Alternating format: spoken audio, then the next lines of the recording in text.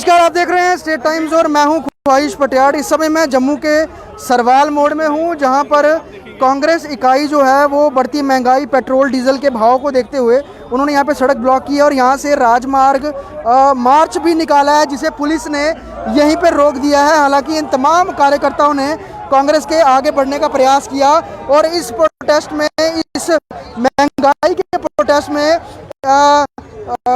जो रमन भला senior leader हैं और उसके साथ योगेश साहनी, ये इस प्रोटेस्ट में मौजूद हैं और कई कार्यकर्ता, इसमें महिलाएं भी हैं, युवा भी हैं, बुजुर्ग भी हैं। और कांग्रेस इस प्रोटेस्ट का नेतृत्व करते हुए, जो एक महंगाई का बड़ा मुद्दा है, एक तरफ आप यहाँ पर देखिए सब्जियां लगी हुई हैं, जिस तरह से डीजल के भाव बढ़े हैं तो तमाम सब्जियां भी महंगी हो गई हैं, जिस कारण आम जो कहें कि नागरिक है उसकी जेबें भारी हो गई हैं, बजट हिल गए हैं घरों के और तनख्वाहें बढ़ नहीं रही हैं, महंगाई बढ़ गई है और बहुत सारे लोगों की कोरोना के दोनों पीक में नौकरियां चली गई हैं। इस बीच जहां केंद्र को राहत देनी चाहिए, वहीं पेट्रोल डीजल जो है, वहीं पेट्रोल जहां 100 रुपये के पार हो गया जम्मू में, डीजल भी 90 रुपये के पार है और अभी इस तक के सबसे उच्चतम ये मूल्य पर पहुंचा हुआ है। और लगातार कांग्रेस देश के अलग अलग राज्यों में, अलग अलग प्रदेशों में जो है वो इस समय केंद्र सरकार के खिलाफ प्रदर्शन कर रही है, प्रेशर बिल्ड कर रही है कि वो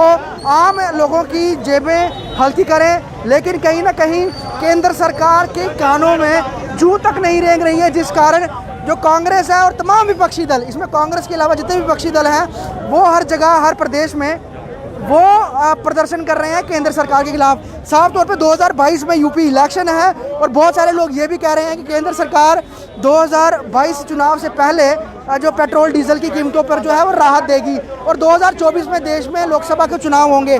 लेकिन उससे पहले अभी जिस तरह से कोरोना की तीसरी जो पीक है, तीसरी वेव है, उसके आने का अंदेशा है, वहाँ पर भी खतरा बना हुआ है। लेकिन पेट्रोल डीजल की महंगाई ने देश के लोगों की कमर तोड़ के रख दी है। बहुत सारे यहाँ पर लोग हैं, आप यहाँ देख रहे हैं योगेश साहनी वो डिवाइडर पर हैं और ये सारा मार्च जो है राजभवन, लेफ्टिनेंट गवर्नर जहाँ उनका निवास स्थान है राजभवन, वहाँ जाने के प्रयास में है। और कुछ योगेश साहनी साहब यहाँ मार्च कर रहे हैं। साहनी साहब, पेट्रोल 100 के पार, डीजल 90 के पार और सब्जियाँ यहाँ बगल में ही लगी हैं, इनका भाव भी आसमान पर है। अगर यही सरकार रही, आज आपके माध्यम से मैं ये कहता हूँ कि अगर ये 3 सरकार हो, आप उनके सत्ता में रहे, तो ये पेट्रोल डीजल 200 के पार भी जाएंगे।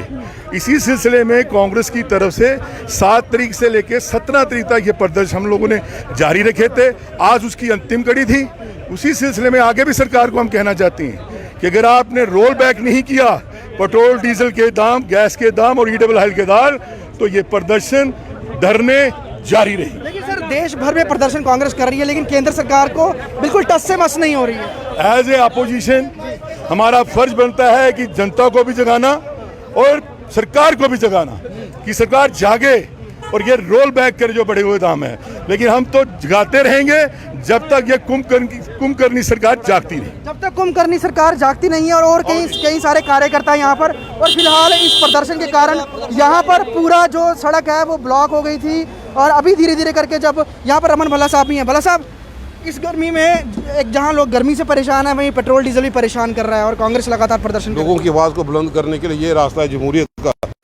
तकाज़ा कि सरकार होश में है, जो अंकार में इतनी सोनिया जी के बाद मनमोहन सिंह जी के चित्र लिखने के लिए ये गरीब आदमी के टैक्स में कमी लाई जा रही है। टैक्स में सरकार गरीब आदमी के सामने चढ़ने का काम है। कांग्रेस गरीब आदमी के साथ खड़ी है, इनकी आवाज़ को बुलंद करने के लिए पूरी ताकत झोंकेंगे। साफ तौर पर ये दृश्य सवाल मोर्चा अभी भी आप देखेंगे, बहुत सारे कार्यकर्ता जिनके हाथों में कांग्रेस के जो अपने पार्टी के खिलाड़ी हैं वो हैं और हम पीछे और चलते हैं, महिलाएं भी हैं यहाँ पर। जो ये ब्लॉक है, जो इसके यहाँ के तमाम कार्यकर्ता हैं, लेकिन एक कड़ा संदेश केंद्र सरकार तक। और जम्मू कश्मीर में इस तरह से पेट्रोल 100 के पार है, डीजल 90 के पार है और ये स्थिति यहाँ पर बनी हुई है। महिलाओं से भी हम बात करेंगे कि उन्होंने की रसोइयाँ इस महंगाई में कैसे चली हैं, वो हम बात करने का प्रयास करेंगे कि क्या कुछ स्थिति है, क्या कुछ कहेंगे इसको लेकर।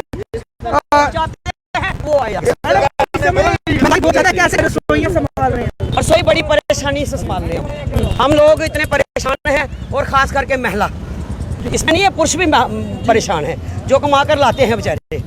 तो महिला जब किचन में जाती है पहले रोती है मोदी का नाम लेकर, कि इतनी महंगाई उसने कर दी। आप देखिए तेल का भाव कितना है, 200 किलो जा रहा है। दालें का भाव देखो आप, सब्जियों का भाव देखो आप, उसके साथ आप जो सिलेंडर का भाव देखो आप, उसके साथ आप देखो डीजल और पेट्रोल का भाव देखो, है ना। उसके बाद आप देखो पानी और बिजली बिल्कुल नहीं है, लोग त्राही त्राही कर रहे हैं, सारी तरफ त्राही त्राही हो रही है। हम चाहते हैं ऐसे निकम्मी सरकार को आने वाले टाइम पर जनता जवाब देगी इसको। आने वाले समय में जनता जवाब देगी और ये कड़ा संदेश है। ना ही सिर्फ इसमें पेट्रोल डीजल के भाव ज़्यादा हैं, वहीं जो खाद्य पदार्थ हैं, जो रसोई में सब्जियों में इस्तेमाल होने वाला तेल है, सरसों का, वो महंगा है, रिफाइंड तेल महंगा है, दालें महंगी हैं, सब्जियां महंगी हैं और ये सब कुछ हुआ है माल ढुलाई के महंगे होने की वजह से। वहीं जो केंद्र सरकार है वो ये कहती है कि हम बहुत कुछ कंट्रोल में रखे हुए हैं, लेकिन जो ज़मीन पर स्थिति है वो साफ तौर पे यही अंदेशा बताती है कि स्थिति कंट्रोल में नहीं है, क्योंकि कभी भी पेट्रोल 100 के पार नहीं गया था, 90 के पार भी नहीं गया था, लेकिन इस बार तो हद ही हो गई है 100 के पार। और अभी ये जो प्राइस है हर दिन बढ़ते और गिरते रहते हैं और अभी भी ये लगातार बढ़ोतरी में ही है। वीडियो दीपक यादव के साथ